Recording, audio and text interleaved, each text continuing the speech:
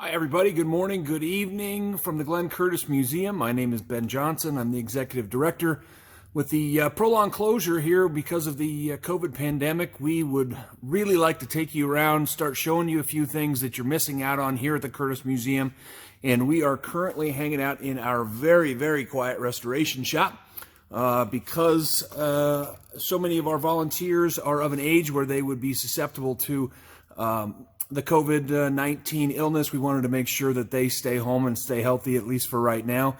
What we'd like to do today is run you through our P40 restoration project, which I think you'll really like to see. We'll give you a couple of angles that you're not able to get necessarily just walking through the shop, and we really hope you enjoy the video. Let us know if you have any questions, and we really hope to do this on a more consistent basis with a handful of different artifacts, motorcycles, cars, and exhibits here at the Curtiss Museum in the coming weeks. So please let us know if there's anything you want to see that you haven't seen yet, and we look forward to sharing it with you. Thank you very much. So as many of you are undoubtedly aware, our P40 project here at the Curtiss Museum has a very interesting backstory. Back in 1945, a series of pilot trainees were actually on a training mission over the state of Florida when, unfortunately, when changing positions, one pilot unfortunately clipped the tail off his squadron mate there, and both the airplanes subsequently crashed into the swamps of Florida. Here is a quick map spot about where the crash site was, west of Gainesville. And for the next 40 years, the aircraft lay submerged in the swamp until the mid-1980s. And in the mid-1980s, there were a handful of gentlemen who knew where the aircraft were and had crashed and decided that they would brave the mosquitoes and the gators and snakes and everything and basically go down and try to dig it out. And they succeeded in digging it out over the course of several winters. Here are a handful of some fantastic photos of the guys when they were recovering the bits and pieces of what has become our aircraft. Although these gentlemen were not associated with the Curtiss Museum, we didn't purchase the aircraft or what was left of the aircraft until 2011. They did a great job of pulling out basically anything that could potentially be salvageable. And as you can see, the pieces that were left over barely look like an airplane, let alone a P40 Warhawk. What we have left over, as you can tell, is a series of very, very damaged sheet metal components and a lot of the internal structures that were left over when the aircraft, well, we use that term loosely, when the remnants of the aircraft were brought to the Curtiss Museum in 2011, 2012, there were more than a handful of people who told our restoration shop manager, Art Wilder, that they would probably be better off just dumping what was left at the dump and be done with it, because it did not look like an airplane and would not ever look like an airplane. We are incredibly glad for Mr. Wilder's stubbornness, because what has been resurrected since that time looks very, very much like a P40. And we're going to take a quick walk back here through the shop. As you can tell, the P40 is made up of more than a handful of components from a variety of different areas. The newer sheet metal is new. The older sheet metal is the original workings. Most of the original or of the paint that you see on here is original, though some of it, the star and bar, and then as we get up towards the front, the shark's mouth has been put on later, pretty much just because it was cool. But over the last handful of weeks and months before closure, due to the COVID-19 pandemic, the guys finished refabricating some of the control surfaces here, and we're putting the aircraft back together for a hopeful final completion at some point here in the next year or two. Let's take a walk down the workbench here, and as you can tell, these guys and gals have put their hearts and souls into this project.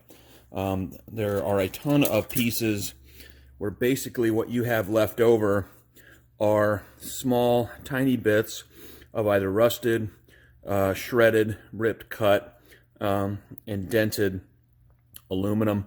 And it really is a miracle that they've been able to do what they've done.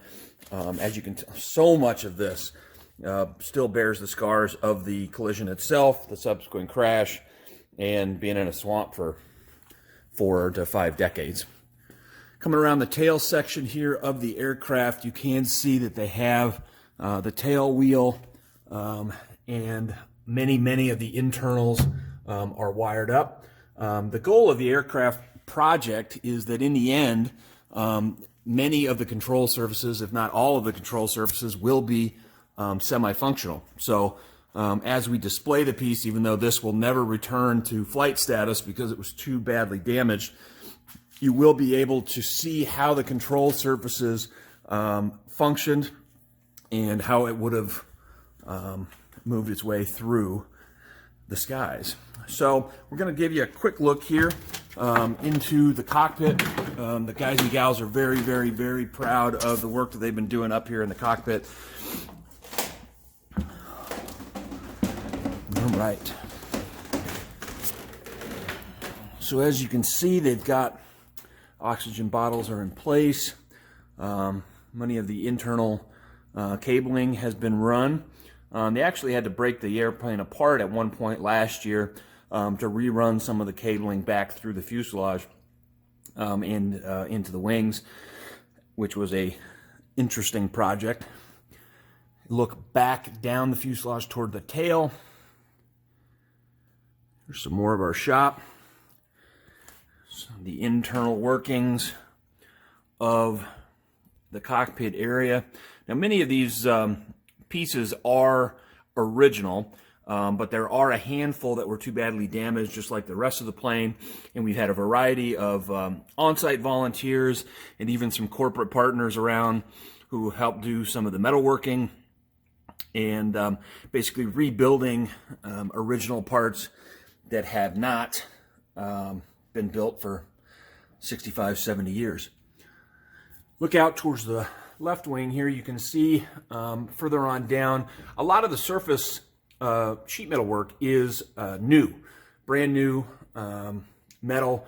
A lot of the internal structure of the wing is original. Unfortunately, you can't really see that. Down there towards the tail end, you can see some of the original, not the tail end, the end of the wing there. You can see some of the original sheet metal that is still down there and usable with some original paint. Here's our cracked cockpit. You look out over the nose, you can kind of get a sense of the tiger's mouth. We'll go wander around over there shortly. And here is the right wing again, with a couple of panels of the original. All right, we're going to hop down and go around in the front and be right back. So one of the most frequent questions we get at the Curtiss Museum about the P-40 project is, how do you know where everything goes? And the biggest way that we've been able to do that is, along with the aircraft components itself, we were lucky enough to get 7,000 or 8,000 pages of microfilm original drawings from Curtiss-Wright. And so what our intrepid team has done is that over time, as they get from tip to tail of the aircraft, they will go into this microfilm archive. They will pull the sections out that they need. We don't have a massive printer, so they will print them all out on 8.5 by 11 sheets of paper for the different components that they are rebuilding, and then we'll subsequently tape them all together into these gigantic sheets so that they know what they're doing as they put it back together. Now, the microfilm is not 100% complete, so there are components that they've kind of had to make up as they go to see how this piece fits into that piece and goes together in a final aircraft.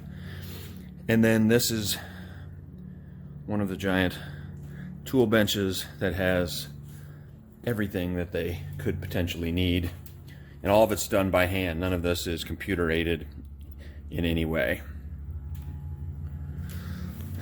So coming around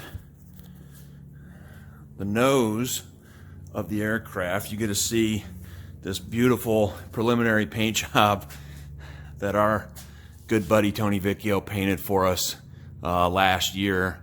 And really, we weren't, the aircraft isn't ready to be fully painted, but the guys that put it together, or that are working on it, just wanted the face, give it a personality. So that's where the shark's teeth came from.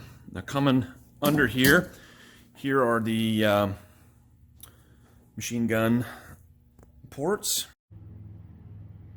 So one of the incredibly cool parts about this restoration project is our guys wanted to be able to show how exactly the landing gear extended and retracted inside of the wheel well. So although it's not in a position right now where we can do this for this video, you can begin to see a little bit underneath here how complicated the mechanism was, especially for a mid to late 1930s design, to get the wheel and landing gear to retract up into the wing.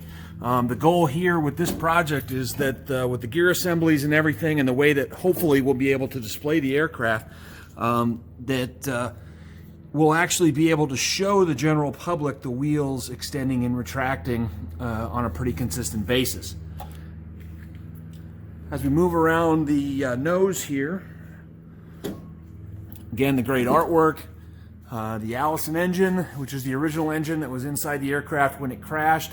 We do still have all of the original props, although as you can imagine, they're pretty well bent. The original props are still here in storage at the Curtiss Museum. The replacement props that we have had donated to us actually belong to a different aircraft type altogether, but for our budget and for our money, it's going to look just as good. And then so coming around the left side of the aircraft, this is the other side, the other landing gear and wheel well. And you can see up inside a little bit, inside the fuselage. Kind of hard to tell what you're looking at here, but there's the rear side of the oil coolers. All of this is stuff that the general public won't be able to see once we actually put the plane together and get it back on display. So it's kind of neat to be able to show that to you right now.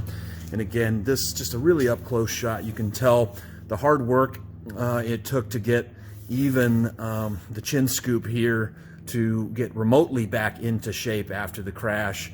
New nice smooth sheet metal versus the original damaged sheet metal that needed to be pounded and grounded and everything basically to get it back into the rough shape that it is right now.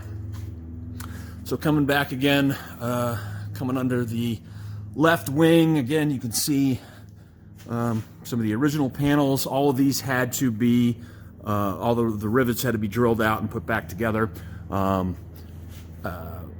This is the inside of the wing. The control surfaces, the ailerons, which would be right here, are actually over here. They had been recanvassed, covered, and will be painted if and when we're ever actually able to open back up again. So there you have it. There is our P-40 project in a nutshell. This beautiful aircraft is going to be on display here in the restoration shop as they work on it continuously over the coming months and years. We can't wait to reopen and show this to you in person. And stay safe, and we'll see you all very soon.